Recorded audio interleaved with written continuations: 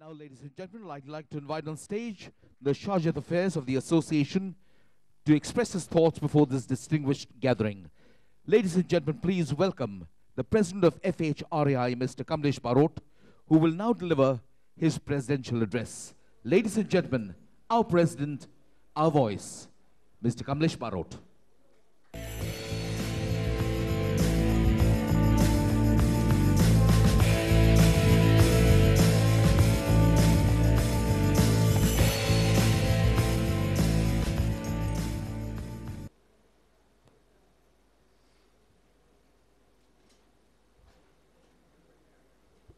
Friends, good evening.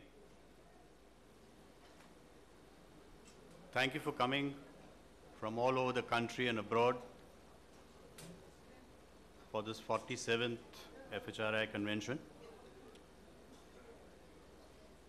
When we started, we had an idea that we would cross about 400 odd delegates. Fortunately, because of teamwork, we've crossed 833 delegates, and that's probably showing the confidence the association is able to put together a show year after year, adding more value to what the committee talks about. I won't go into the protocol of calling out 2,000 names and wasting time. I'll just start with what I have to do, and that is to talk about a few things.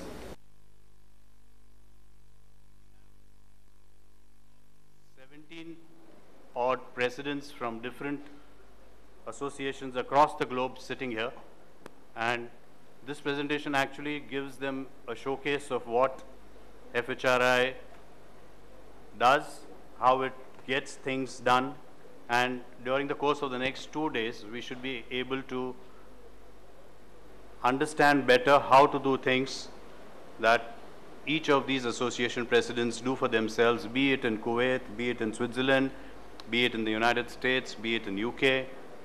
We have them all tomorrow and day after. I'm going to talk about this theme that we thought, what this tourism industry is about, FHRAI, what is this foreign tourist arrivals and domestic tourist things that the minister talked about, employment, the expectations, the F&B, and a few credits to be given.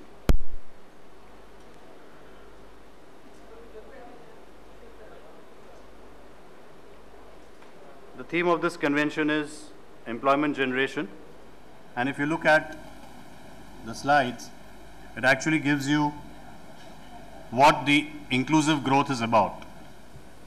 The inclusive growth is supposed to create economic opportunities and ensures equal access of these economic opportunities to reduce disparities between the poor and the rich. Inclusive growth, it also makes the poverty reduction efforts effective by explicitly creating productive economic opportunities for the poorest. My friends, inclusive growth is not about income distribution schemes which in the short run are there to reduce these disparities between the poor and the rest of us. These opportunities create policies which are intended to jumpstart growth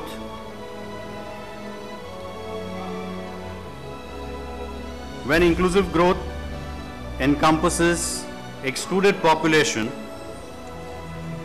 and includes agents that were not part of this process, it becomes an essential part of this design process. Welfare targets, which most of the states get into, do not amount to inclusive growth.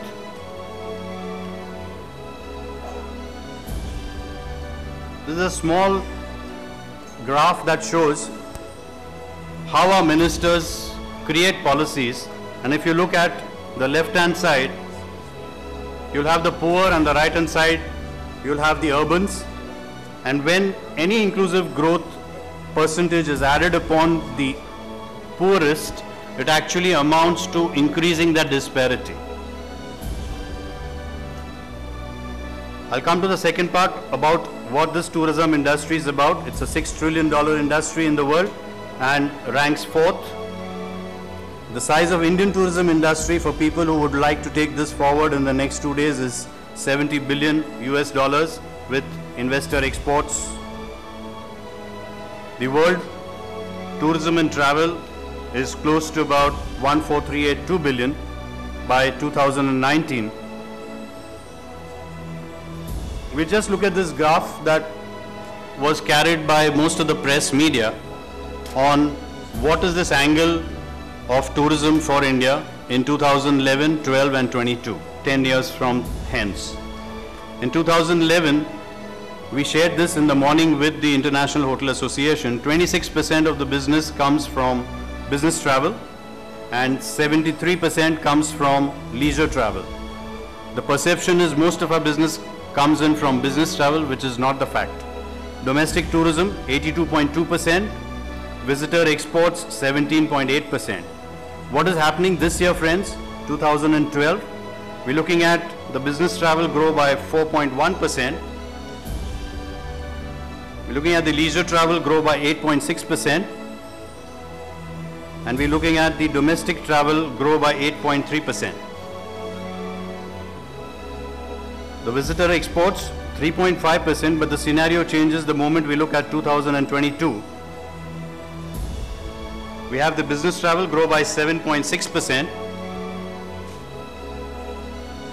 We have the leisure travel grow by 7.6%. The domestic grow up by 8.1%. And you're seeing the figures of Indian rupees in billions below these figures. The visitor exports 5.2 billion. When you look at the contribution to the GDP, travel and tourism contributes thrice the amount of indirect and direct contribution to the GDP. The peculiarity of our industry, I'm not going to read out the slides, but if anybody wants to note down where India lies today in tourism, these are the figures, these are the statistics that you can go through for 2011. How India is faring.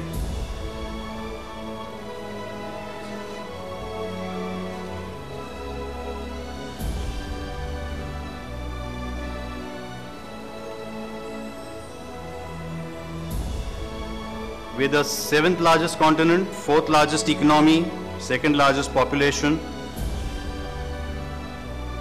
Friends, this is interesting to look at how India is fared compared to all the other business countries across the globe. Out of 183, the ease of doing business, India ranks 134th.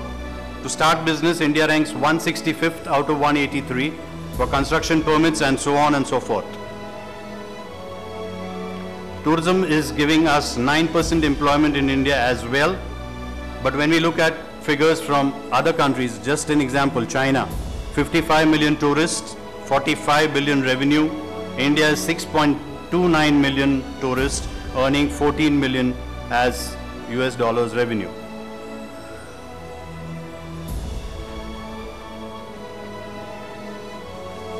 There's a survey that FHRAI does every year, and this is circulated widely across the industry. If you would like to have a copy of it, it's available on the FHRAI website.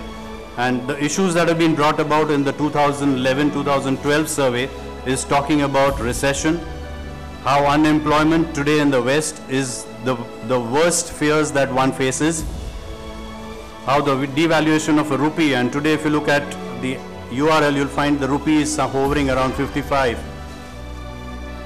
Inflation, a major cause of concern, and when we compare the US prices, we are always told by the ministers, why don't you compare your room tariffs to be the same rates as you have for cities like Singapore and Dubai.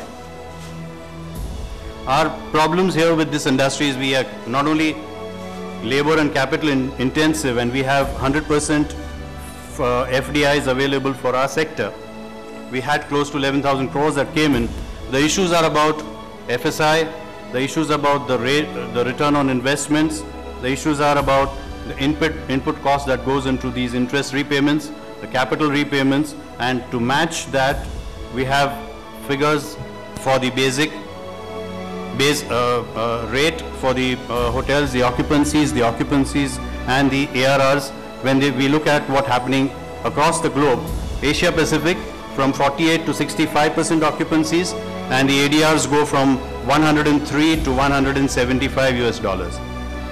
In India, you can just look at these figures and see for yourself how are we faring. 59 to 62% occupancies, average rates 4,000 to 4,500 rupees per room across the board. When Vivek was telling us about the archaic laws and the kind of licenses that we have, if you just look at this list and look at the one that I have underlined, the eating house license that today we are bogged down with is an 1876 act. We're still following that act across the globe, and if you look at the Banking and Instruments Act, it's 70 numbers. So if at all there's a hotel to be built today, it requires these 70 permissions and licenses to get through. As the minister was saying, the 12th five-year plan looks at an 8.5% growth, and we have all these figures to us, but India is no more shining. We are not looking at the growth figures that we were looking at 2 years before. We are only stuck at 5.5% growth today. I'll come to the point where Mr. Gasanaidi would like to hear from us, how did this association come about? So it was in 1947 that the Taj Mahal Hotel wanted to go and have its membership with an international association, and what better name to choose than International Hotel Association. We were told in those days that because there's a technical snag and there's no association that has taken Taj as its member at the national body, we couldn't get membership of FHRAI for this snag. That this was in 1947 when these people came back and said we'll form a body here, and it was when Rai Bahadur Singh Oberoi, G.V. Pike and Spencer, they all got together and started this association in the western region, which is today known as the FHRAI of 1951. This is when it was set, Dr. ID, and 1st of June 1950 we started our operations in the Taj Mahal Hotel, and it's about 50 years with 40 members. We've grown to about 1,200 at the western region. The rest of the three regions got together and started the FHRAI in 1955 with the first president as Rai Bahadur Singh MS Oberoi and the vice president as AP Sabawala. This was actually way beyond when the Department of Tourism itself was set 4 years after we set up, and the catering college set up in Andheri for the first time after 4 months that the association was set. Likewise, when the 4 regions set up, every region has a term for a year, and the president remains active, holding the charge of FHRAI for 1 year. Unfortunately for my turn, I had only 9 months to perform. We have a terrific team. We have produced the finest exhibitions, we've produced the finest conventions. We've formed a chapter which encompasses 10 presidents together for a regional veto that we call, where travel agents, chefs associations, concierge, all of them come up and become a member. FHRAI has imitated that in the center, and we started Faith. And all these 10 big associations came together and we became Faith. I'm happy to note Mr. Subhash Verma is here, I think Mr. Iqbal Mullah is here.